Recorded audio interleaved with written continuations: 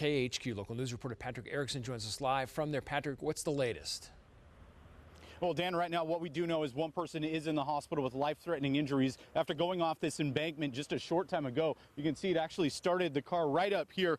That vehicle then traveling down this very, very steep embankment all the way down to the river, an estimated 300 feet. Now let's take a look. We have another camera right down there closer. You can see it's a white pickup truck stopped just feet from the Spokane River. We do a lot of stories on thefts here in the area, but this one involving a local business actually took a turn when the search for that missing iPad went live. You're seeing a lot of this tonight. Another one of these big trees here you can see completely uprooted, bringing up the cement block that was covering the top of these roots here, actually just pulling it right over. Those winds so heavy, knocking it completely over. It actually crushed this car.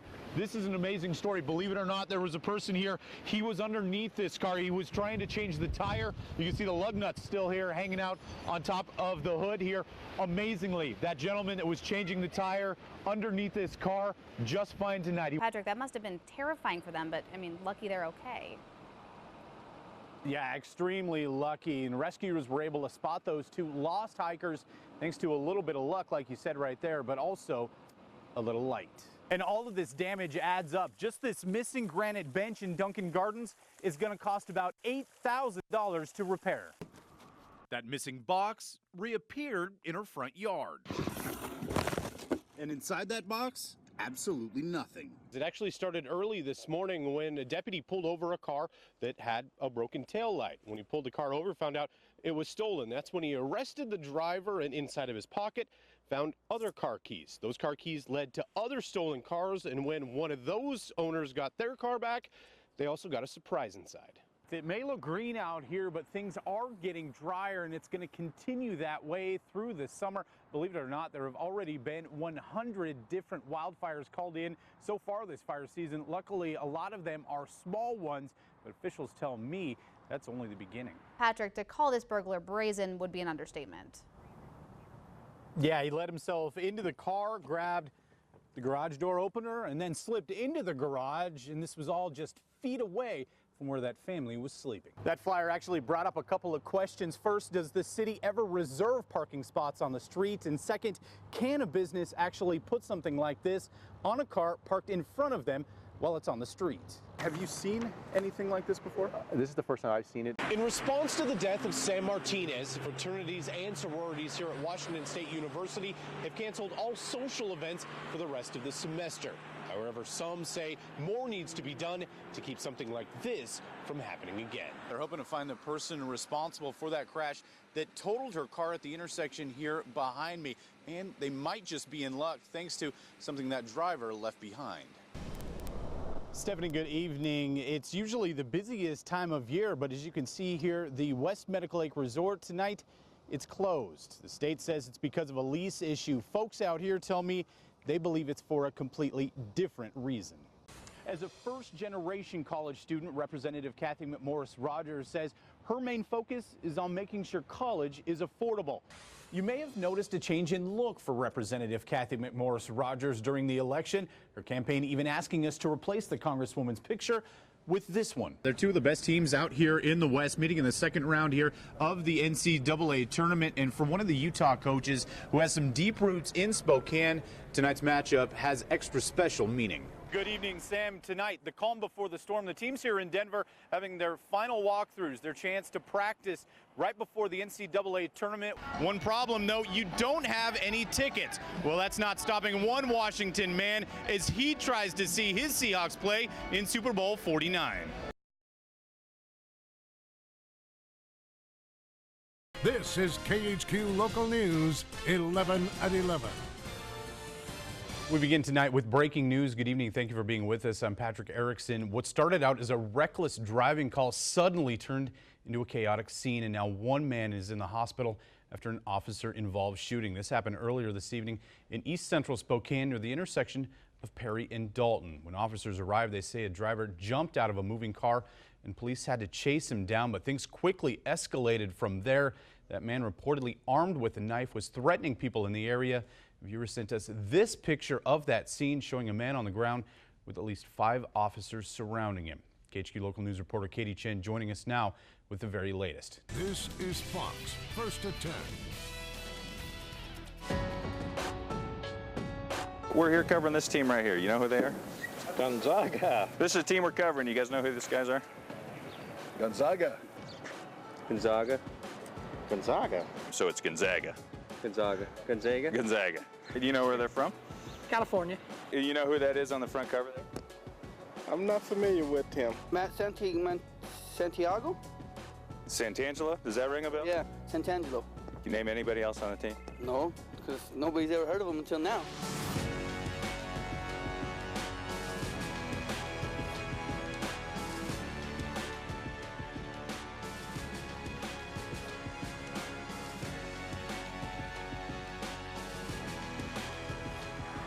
I want to thank you all for coming out and supporting us. Hopefully we can keep on winning and you guys can keep on cheering. Thank you. 1, 2, 3, here we go. Here we go. Oh, yeah. I'm good. I'm good. Do a step back. Do a step back. Put it on. You have any time? I see time.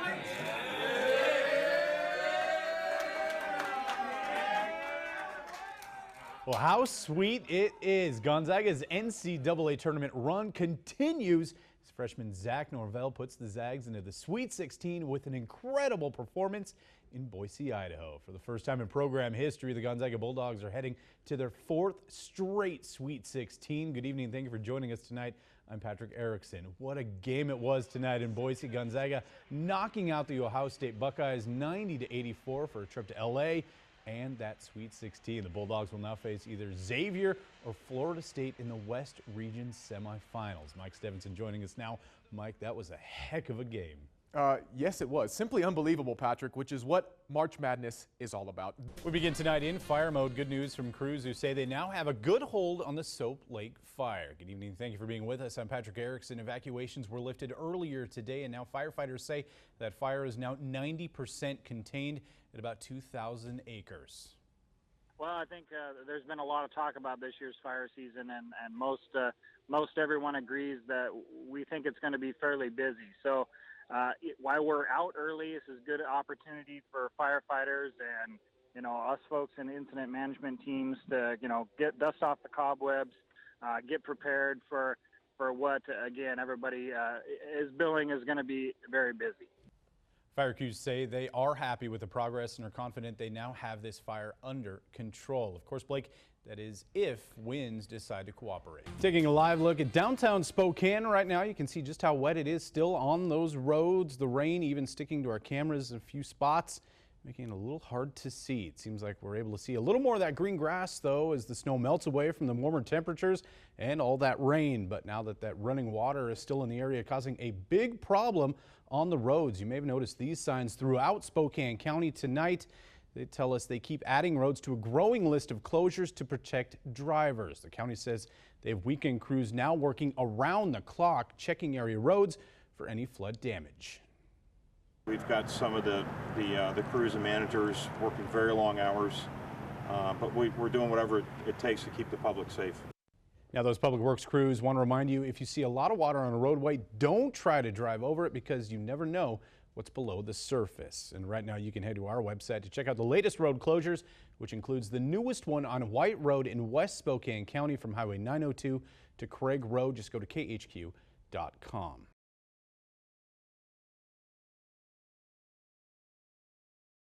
Here in the town of Davenport, a local tattoo artist is giving survivors of domestic violence a new beginning by helping them get away from their past.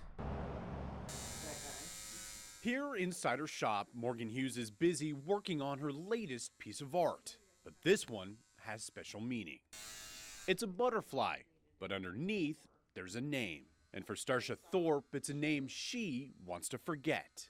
It's the man who she says abused her for years. I was his property. I was told that nobody would ever love me, or, you know, if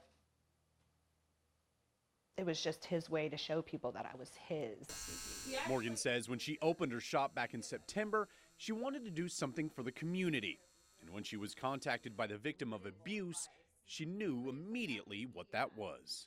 I think everybody can think of somebody that they know that has been touched in some way by abuse. Morgan is donating her time and talents, offering to cover the names of abusers tattooed on victims for free. I do not charge. That's how important it is to you. That is how much, that's how much this means to me. And for Starsha, it means even more. Does it feel like a new beginning for you? Yeah, I'm set free. Booked through the middle of February with victims just like Starsha, Morgan is using her art to give them hope. You can't save everybody, you can't help everybody, but at least maybe I can make some difference in these women's lives. I can look at it and know I survived, that I'm no longer trapped.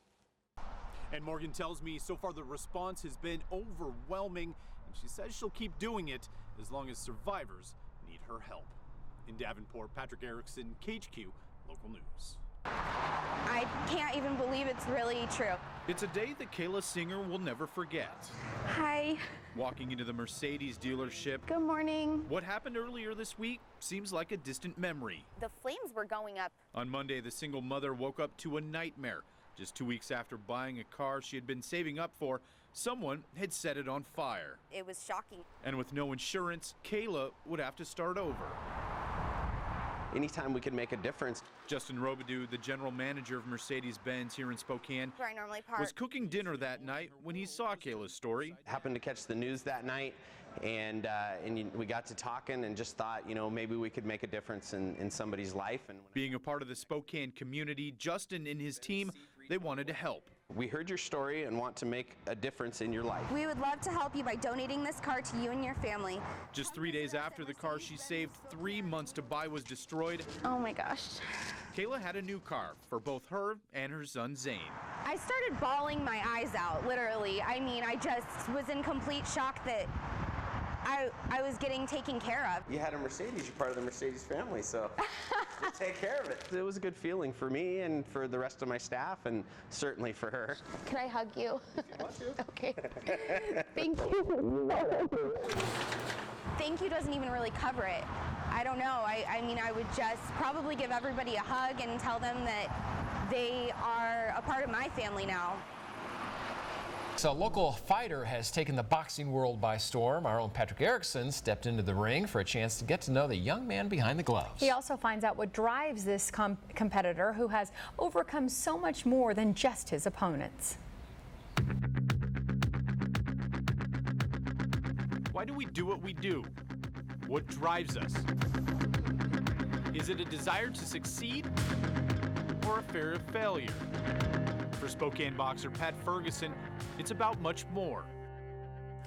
I have the paper articles, too, of his fights. Growing up, Pat moved a lot with his family, bouncing around from school to school, eventually moving clear across the country, here to Spokane with his mom and sister to be closer to family. Here he is. Pat got devastating news about his father, news that would ultimately shape his future. There was a fight that broke out, and he was stabbed in the heart and died. Losing my dad was really tough, you know. He helped instill things in me that are with me now, and so it was hard to lose him. Pat's life didn't really have much direction until 2 years ago, when he walked into a North Spokane gym and told the owner he wanted to box. I give every little workout I could think of myself, and everything I could think of that somebody run me through, I put him through. And I thought, good, never gonna see him again. Owner Chauncey Welliver, a former heavyweight champion, saw something in the young man and put him to work. Come out. He's gonna hit you. A few months later, Pat got his first chance to prove himself. It was going good. And then in the second round, I got hit and I got knocked out. There you go. After the loss, Pat refused to give up, training even harder and rattling off win after win after win, totaling 5 wins in a row. Meanwhile, at home, I got sick a while back. I was on chemo for 3 years. The sicker I got, the more, you know, he would be here. After undergoing back surgery, Pat became the full-time caregiver for the woman that gave him so much. I'll make her stuff to eat, take care of laundry, cleaning up, things like that. Whatever I can do, whatever she needs. He also had his eyes on his own future. In January, Pat went into the U.S. Boxing National Championships here in Spokane as a huge underdog. I'll be honest, I thought, you know what, this is a great experience, but we'll leave it there. He'll lose his first fight. But he didn't. Pat not only won his first fight, he went on to win nationals in the heavyweight division, becoming the first boxer from Spokane to do so in more than 50 years. For him to do this, it's history. So now Pat trains as the #1 ranked heavyweight boxer in the United States, heading into the 2016 Olympic trials. A passion to succeed, a drive to win, a new dream, now fully within his reach. A total act of kindness by a mystery cowboy who made a little girl's night by saving her a dance. Yeah, we shared this video on Facebook. Many of you said it proves there are still good people in the world. KHQ's Patrick Erickson joins us now. And Patrick, this little girl and her mom just wanted to say thanks. Yeah, you're absolutely right. That picture and video now going viral of that dance right here behind me at the Spokane Arena last night at the Garth Brooks concert. Now that little girl and the mom I talked to earlier today, they now want to say thank you to that mystery cowboy. It's a night that Rebecca Maddox and her 5-year-old daughter McKenna will never forget. So this was her very first concert? Yes, it was. Their family was surprised with last-minute tickets to see their favorite country singer Garth Brooks here at the Spokane Arena. But toward the end of the concert, a tired McKenna pinched her finger in her seat and began to cry. Nothing that I was trying was working. She was just kind of having a meltdown. Then something happened that left Rebecca speechless. A stranger in a cowboy hat sitting in front of her turned around and asked her a question. Would it be okay if I danced with her? He asked to me my dance. And at the end of the song, he gave her a hug and he wiped away the tears from her face. It was so cute. How did you dance with the cowboy? Like this. Like that? Yeah. Yeah. And he spin her like this. Still wearing her boots and glowing from the night before, McKenna asked me to dance. As for her mom, she just wants to thank that mystery cowboy. It meant the world to me that somebody took the time to care about my daughter and make sure that she's just having the time of her life.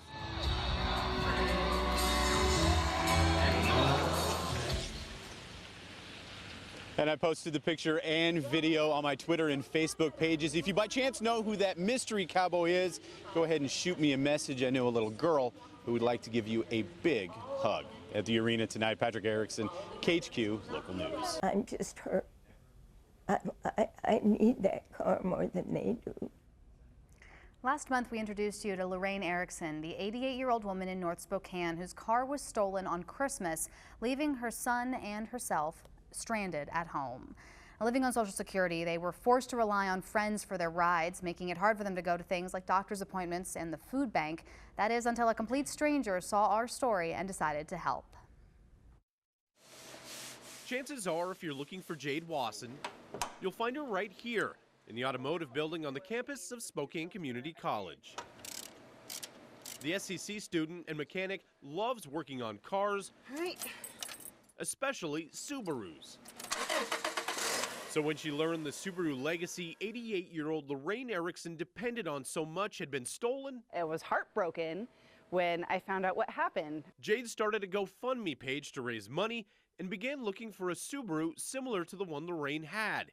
And when she found one, that's when the real work began. Jade spent more than 20 hours working on this engine, getting it running again, and weeks collecting enough food to fill up this entire car. I hope that this can make up for the one that she lost.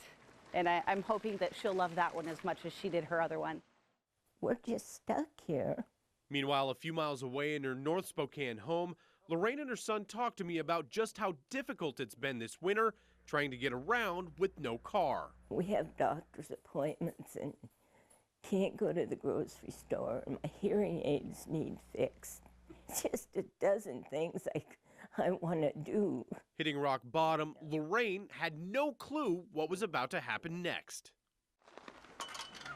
Come with me for a second. I would like to introduce you to Jade, who along with the Spokane Subaru Club had a special surprise. I have a set of keys to the Subaru right here. Full of food. And that wasn't all. You can use it for license, registration, insurance. And everything, this is $240. $260. $80, $300, $310.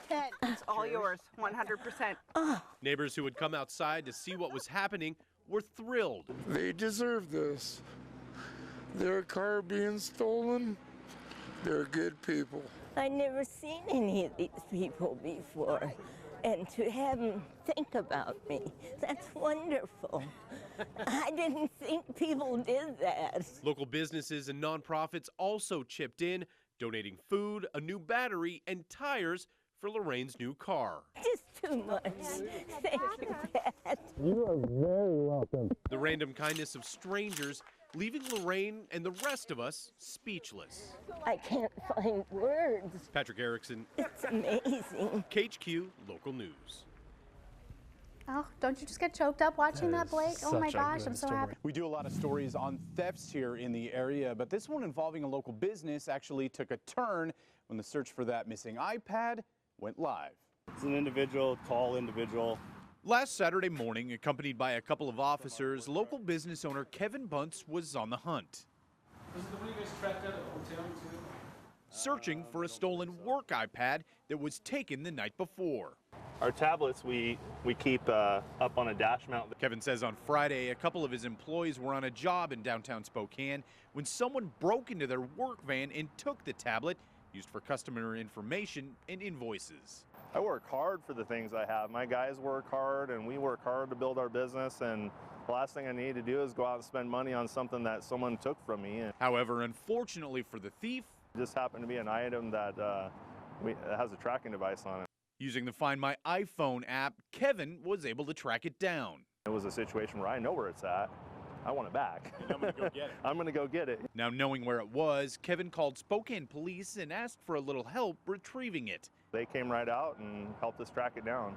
It was pretty incredible. They were just awesome. But he also had another idea. We were going to get it on video, and we decided kind of at the last minute, let's just do it on Facebook Live. So with a little help from officers, Kevin was able to find the person who had the missing iPad inside of a backpack here in this Goodwill store on East 3rd. And it was all caught on camera.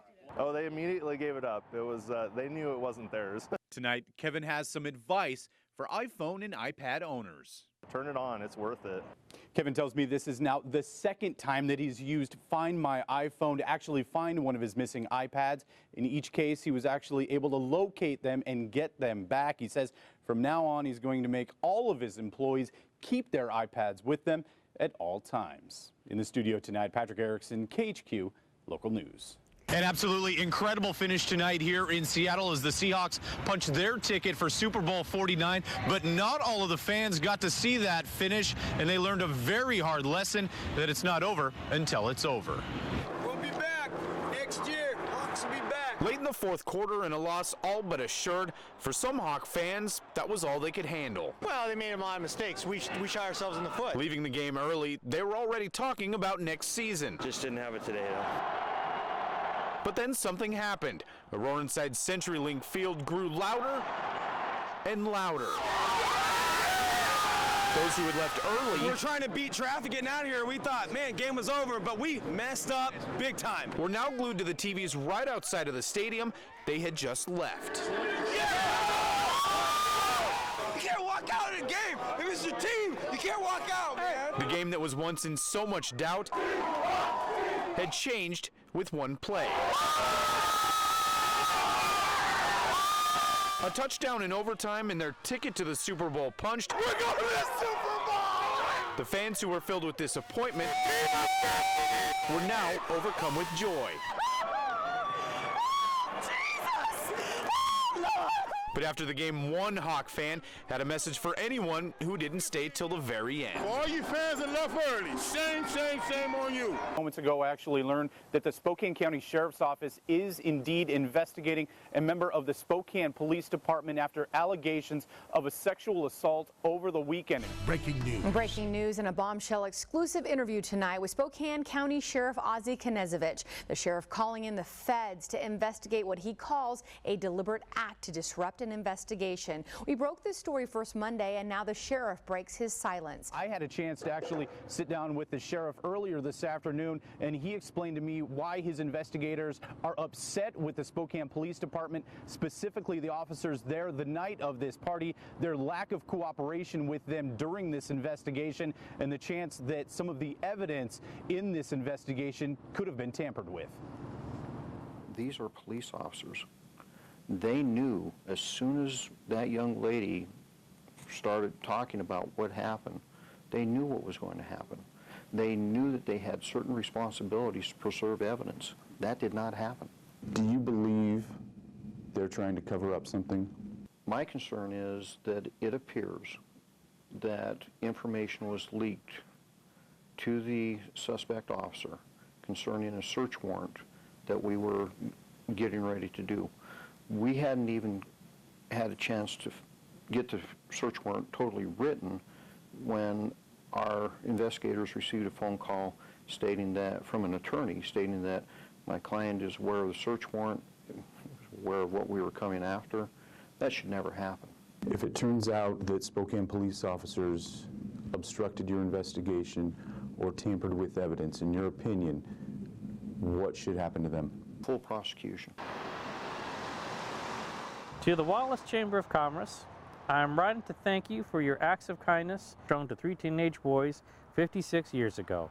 As the old saying goes, it's not about the destination, but about the journey. And for 2 long-lost friends, it's a journey they've never forgotten. And it's that journey that's brought them together once again, more than half a century later. It has been a long time, hasn't it? Long time. Their story begins nearly 60 years ago. Back in 1962, Walt Jordan and Tom Donaldson, along with their friend Butch, set out from their home in Odessa, Texas. Visitors will get their first glimpse of the soaring Space Needle, the fair's symbol, from these overhead cars. The teens had just graduated from high school and decided to go on the adventure of their young lives to the World's Fair, all the way in Seattle. We had this old international flatbed truck, 4 on the floor and a granny gear. Over the next couple of weeks, the boys, taking back roads, slowly made their way north, traveling through Yellowstone National Park before reaching Montana. But something happened along the trip. Their truck broke down just a few miles north of here, up on Lookout Pass, leaving those teens stuck on the side of the road with no truck, thousands of miles from home, and just a couple of dollars in their pocket. For most people, that would have been the end of the line, but not for these boys from Texas. We decided, hey, we'll camp out here tonight on the other side of Mullen. Next morning, we got the truck up and around and ready to push it out on the highway, and we fully intended to push it to Wallace. You guys are going to push it all the way to Wallace? We're going to push it to Wallace. Stranded in the Silver Valley with a broken down truck, a stranger stopped to check on them. The woman took the teens back to her home, where they camped out in her front yard. And for the next 2 weeks, the town fed them, gave them a place to stay, and even helped them find a new truck. They treated us royally for all the time we were there. The Chamber of Commerce helped us buy another truck over in, I believe it's Coeur d'Alene, for $50. This is April 21st, opening day of the exposition, which has... Eventually, Walt and his friends made it to Seattle, but he never forgot about the town that took them in. I always think of the people of Wallace. Yes. That's what made the trip. That's right. Keeping a journal of their adventure for his grandkids, Walt's wife urged him to share that story in a letter, thanking the little town in Idaho that helped him. Well, yeah, it came in the mail. It came in snail mail. You usually don't get that very often these days. That letter landed on the desk of Dave Copeland, the coordinator of the Chamber of Commerce. What was your reaction when you started reading what had happened? I thought I could almost hear them talking, and I could almost see these kids coming through here. It's very heartwarming, and very Wallace. This fall, businesses and folks here in Wallace collected enough money to bring Walt back along with his wife.